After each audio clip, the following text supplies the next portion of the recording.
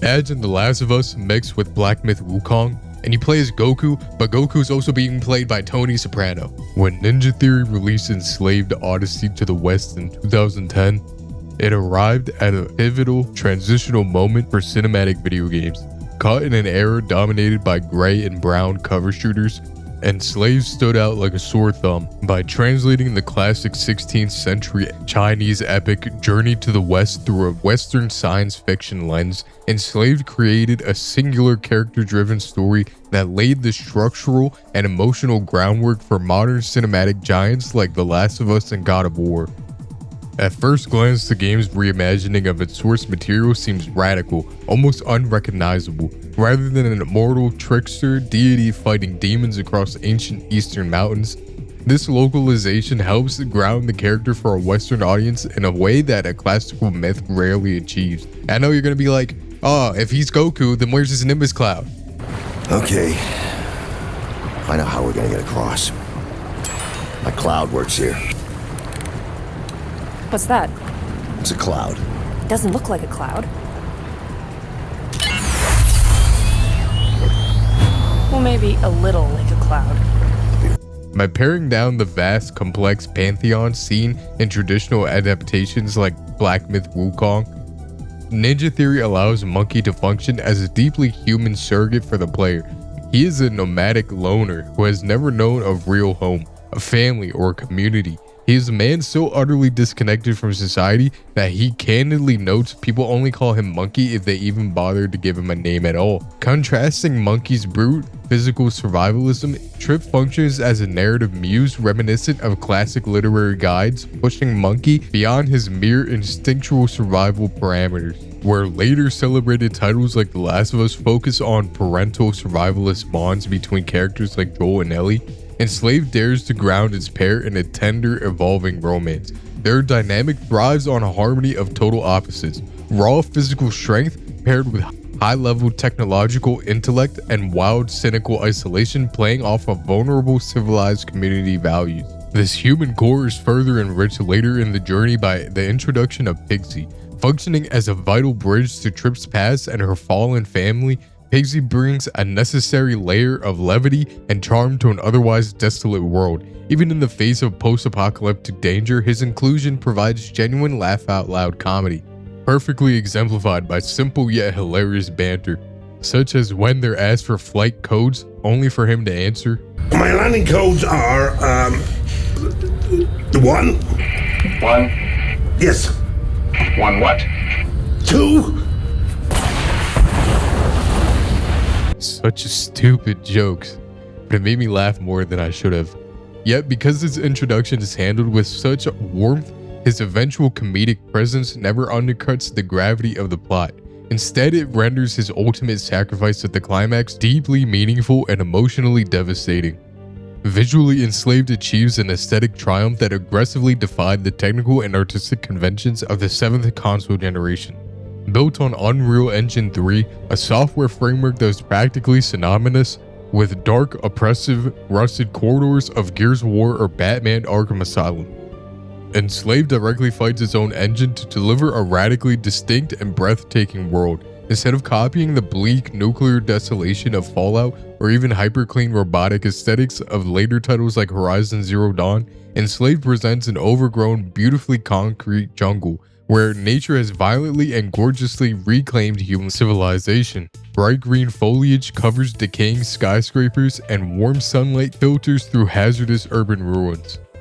This lush visual environment creates a striking contrast with the primary threat of the game, the mechs. Unlike pristine sci-fi automatons, these war machines are rusted, worn, hazardous remnants of a forgotten human conflict.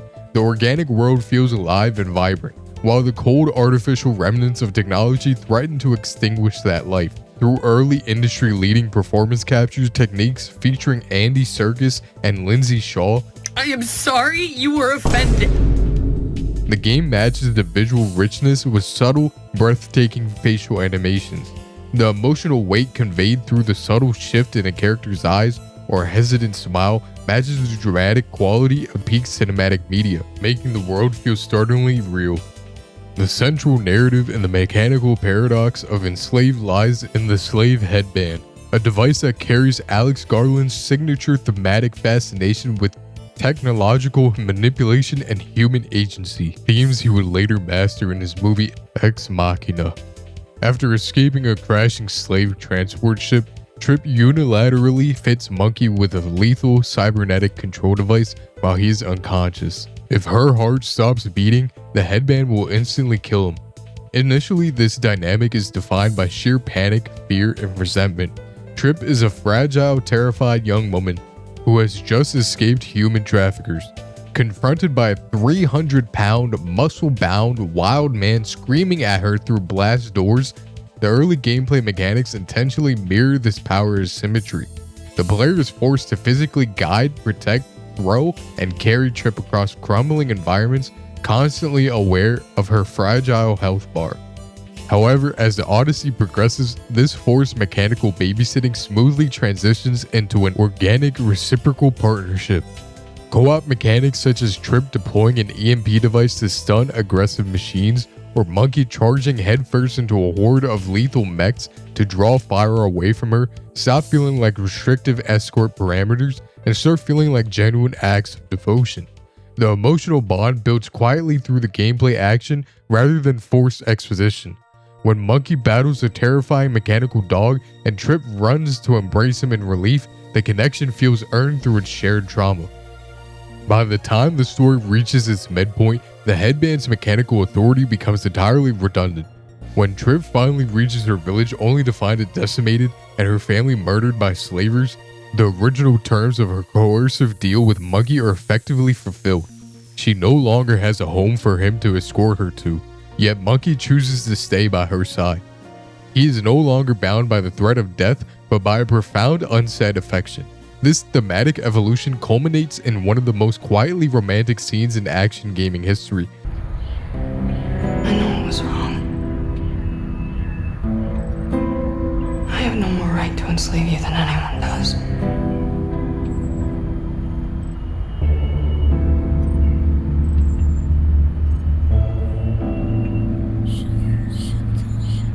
What have you done? There's nothing controlling you anymore.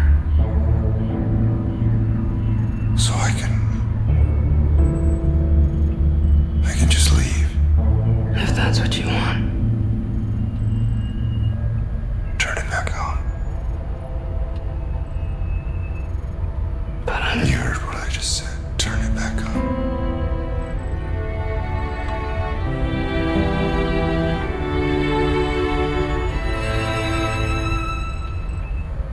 When Trip finally offers to deactivate the control headband and grant Monkey his total physical freedom, Monkey stays her hand and asks her to turn it back on. In a medium that often relies on explicit tropes or shoehorned intimacy to convey love, Enslaved achieves an immense romantic weight through metaphor of complete surrender. Monkey voluntarily chooses to remain bound to the woman that gave him his aimless existence meaning. This romantic ideal and the morality of control are directly challenged in the game's explosive, mind-bending finale. Upon penetrating the massive stronghold of the pyramid, the mysterious entity behind the global slaver network, Trip and Monkey discover that the grand villain is not a towering mechanical tyrant, but a shriveled ancient human being clinging to life inside an elaborate life support apparatus. Echoing iconic science fiction antagonists like the Fallout's The Master or Mr. House from Fallout New Vegas. Pyramid presents a philosophy that is entirely benevolent with its own twisted logic. The real world outside is a dangerous, poisonous wasteland dominated by indiscriminate war machines.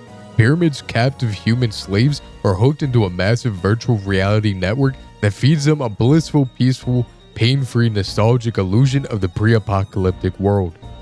When Monkey is subjugated to the mask and forced to view the illusion, he is instantly entranced. He sees a paradise of light, comfort, and safety, a stark, irresistible contrast to the brutal, bloody world of dirt and iron he's survived his entire life.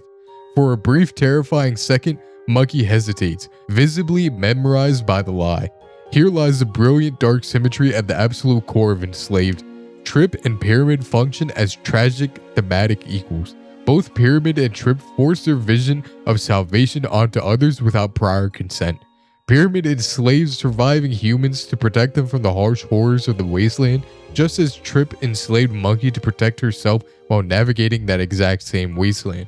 Both believe that their extreme coercive actions were fully justified by the sheer necessity of survival.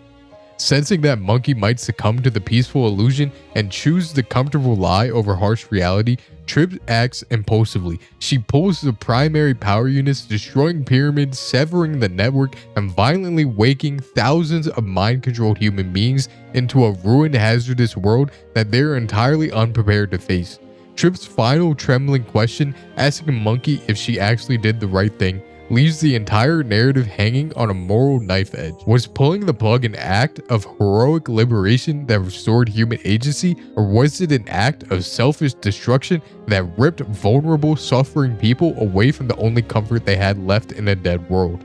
The game courageously refuses to offer a clean, comforting answer. As the screen fades to black over the quiet, ruined horizon, Monkey and Trip are left standing together in a hostile landscape. They have stripped away the grand illusion, but all they are left with is the brutal wasteland and each other. Ultimately, Enslaved Odyssey to the West stands as an enduring cult masterpiece because it completely trusts its characters and its audience. It proves that a video game does not need massive open world bloat to leave an indelible mark. It only needs sharp writing, emotional honesty, and a willingness to explore complex moral themes. By taking a centuries-old Chinese legend, filtering it through a vibrant post-apocalyptic lens, and anchoring it with an unforgettable dynamic, Ninja Theory created a story that resonates years after its release. It is a game that understands its fundamental truth about human nature, that true freedom is not merely about breaking physical chains, but about the conscious, courageous choice of who we allow ourselves to be bound to in an uncertain world.